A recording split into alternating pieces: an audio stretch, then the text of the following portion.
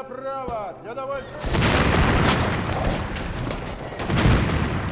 Our movie starts in Russia with a kid named Sergei who is sitting with his mother and brother by the river, spending some quality time together. Sergei climbs up a tall tree and shows off to his family that he managed to do it, feeling super happy. But suddenly, a German fighter jet flies right over them, so the mother yells loudly at her kids to hide in the bushes. This is so none of the German soldiers spot them and kill them during World War II. However, 6-year-old Sergei says he isn't afraid of the enemy, pulls out his slingshot, aims at the plane, and shoots at it. Then, something strange happens, and he actually manages to blow up the plane. But when he looks around, he finds that his family has disappeared, and Sergei realizes that all of this was just a dream he was having while sleeping at night. Suddenly, someone knocks on his house door, so Sergei gets up and opens it, thinking it's his mother. Instead, one of their neighbors shows up and enters the house, completely panicked and terrified. She looks at Sergei, thanks God that he's still alive and well, and breaks some terrible news to him, that his family, including his brother, have died. The kid can't comprehend the woman's words and can't believe something like this could happen to the closest people to him, so he tells her he'll stay home and wait for his mother's return. The woman tells him that the Germans attacked and killed his family and that he has to run away. Out of nowhere, soldiers appear around the house, so the woman makes Sergei escape quickly through the window. She tries to jump out after him, but the German soldiers open fire on her and kill her. As he flees from the house and gets a bit further away, he sees his entire neighborhood burning down right before his eyes because of the German soldiers. So he starts crying, keeps calling out for his mother, and runs away from the place as fast as he can. After running for a while, he reaches the middle of the forest, feeling completely lonely and terrified, calling for his mom to come and get him because he's lost. Sergei stays all by himself in the woods at night and falls asleep in the dark. The next morning, Sergei wakes up and drinks some water from the river. Suddenly, some German soldiers pass right by him without noticing him. Sergei knows they will kill him if they see him, so he quickly hides inside the roots of a massive tree. He gets startled when he sees a big snake moving around him, but he stays perfectly still and doesn't run away from it, because he's way more terrified of the soldiers than he is of the snake.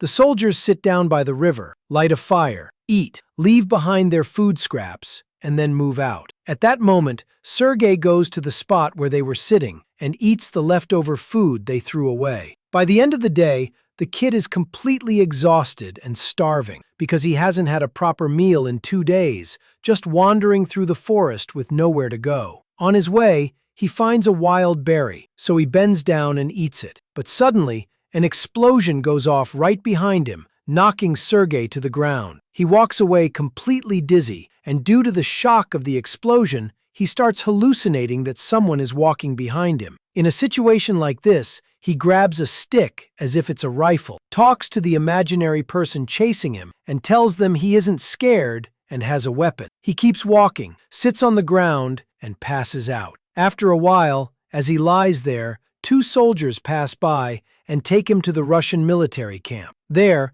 a Russian army battalion commander named Kuznetsov is waiting for his men to safely return from patrol. They come back to him carrying Sergei, who is injured and completely weak from everything he's been through and the lack of food. Kuznetsov tells him that he is on his side and reassures him. So Sergei introduces himself and shakes the commander's hand. The soldiers laugh at the kid's spontaneity as he shakes the commander's hand with total innocence. The soldiers instantly bond with the kid and love him. They give him water to drink, feed him, and even Commander Kuznetsov himself deeply cares for the child. After that, Sergei goes to the hospital, where a military nurse named Katya takes care of him. Everyone adores him because of his personality, and he asks her to draw a tank over his wounds because he wants to be a soldier when he grows up. The wounded soldiers play with him right from their beds. Sergei is fascinated by the commander's pistol and his badge, and he keeps talking to him. The commander responds, takes out the bullets, and gives him the gun to play with. Sergei shows him the tank drawing on his stomach and tells him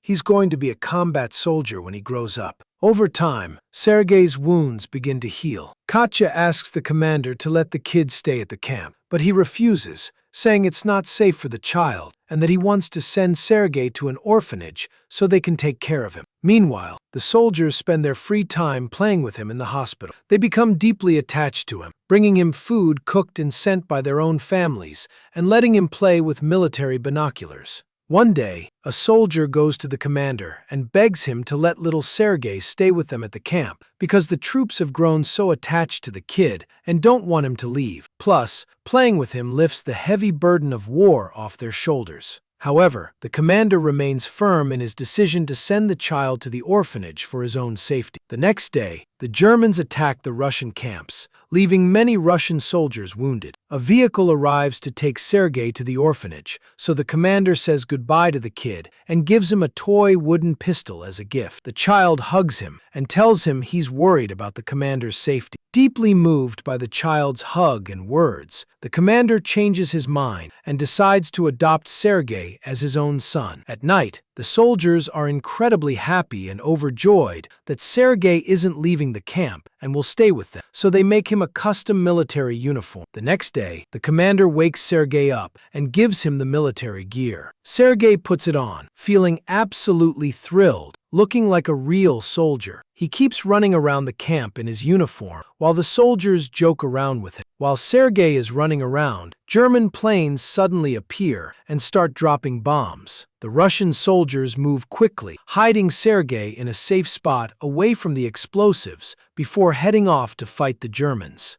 Afterward, the number of casualties is massive, and Sergei wants to find any way to help them. He goes around grabbing water and giving it to the wounded soldiers to drink. One of them has an injured eye wrapped in bandages, so he asks Sergei to read a letter sent to him by his family. Sergei wants to help him, but he doesn't know how to read, so he just makes things up. He tells the wounded soldier that his cow is safe on his farm, but the soldier gets confused and says he doesn't even own a cow. Another wounded soldier chimes in, telling him to just humor the kid, and laughs. Sergei then goes on to read the rest of the letters, completely making up messages from his own imagination, and the soldiers are just happy that he's trying to comfort them. Meanwhile, the commander is talking to Katya alone, and it turns out they both have feelings for each other, but neither has confessed their love yet. After a while, Sergei talks to the commander, who is now his new father, telling him that he now considers himself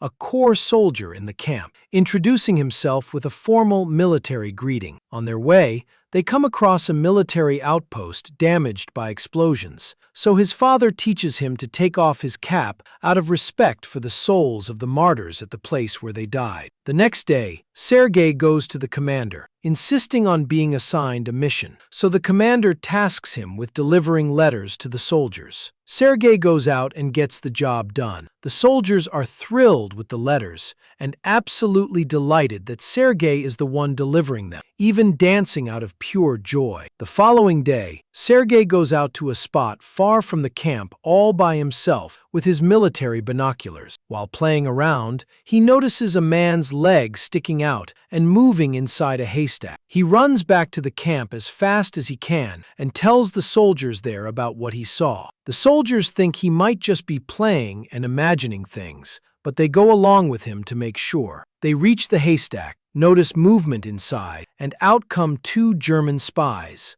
The Russians arrest them and take them back to the camp. At night, the commander is extremely proud of Sergei and shows him the official paperwork regarding his adoption, making him his legal father now. Sergei is fully aware of his dad's feelings toward Katya, so to return the favor, he drags his father to her so he can confess his love. On their way to her, he notices she is talking to another soldier alone, making Sergei assume she likes someone else other than the commander. Soon after, the Germans launch an attack on the Russian base. This time, Sergei helps the soldiers with everything he's got, delivering and carrying ammunition to the frontline troops down in the trenches. The soldiers tell him to go back to a safe place, the tent, and not to come out because it's too dangerous and he could get killed. Sergei goes back to the tent and notices that the commander and the soldiers are panicking because their communication lines with the colonel are cut off and they can't reach him. A soldier heads out to fix the broken wire, right in the middle of the heavy shelling and combat, and Sergei follows right behind him. He finds the soldier badly wounded and dying, so Sergei asks the dying soldier how to fix the wire. Once the soldier explains how to do it, Sergei fixes it himself, restoring the connection between the tent and the colonel, allowing them to call for backup. Just like that, a 6-year-old kid saves the lives of everyone fighting because of what he did and his incredible bravery. Later on, the commander and Katya are talking alone by the river. The commander finally confesses his love to her and asks her to be a mother to Sergei. Katya is absolutely thrilled by this, and just as she is about to answer him, a soldier interrupts them and hands the commander a letter. The letter says that Katya is being transferred from the base to another location. The next day, the soldiers head out to their newly assigned base, and Sergei marches along with them. But on their way, they accidentally cross into a minefield, causing several Russian military vehicles to blow up. The commander gets injured, and some soldiers whom Sergei was close with, his friends, are killed. Sergei clings to the commander because he's terrified for him like a real father, crying heavily in his dad's arms. After that, they carry the wounded and continue their journey to the new base. They arrive at the base and meet the general in charge, who is highly impressed by Sergei and congratulates the commander on his smart son. The next day, the battalion is honored, receiving medals of honor and bravery, and Sergei is one of them. Sergei goes up, receives his medal, performs a military salute, and swears an oath to protect the country and pledge his loyalty. One night, the base comes under heavy bombardment during a German attack. The commander gets trapped under the rubble and can't get out. Sergei cries out of absolute fear for his father and tries to help him, then runs to call other soldiers, who come to assist the commander and pull him out from under the wreckage. The following day, Sergei visits his injured father as he lies in his hospital. Sergei's own hand was severely injured while he was trying to save the commander during the attack. The kid becomes an absolute inspiration to everyone in the Russian army and an official part of the military. He has no family left except for the army, his father, and Katya, moving along with them through every single war they fight. In the end, the battalion moves to a new base, eventually reaching Poland with Sergei by their side. And with that, our movie ends. Hope you liked the recap. If you reached the end, don't forget to leave a like on the video and write us a nice comment as you always do. And for those watching us for the first time, subscribe to the channel to see all the upcoming recaps. See you in the next movie. Peace.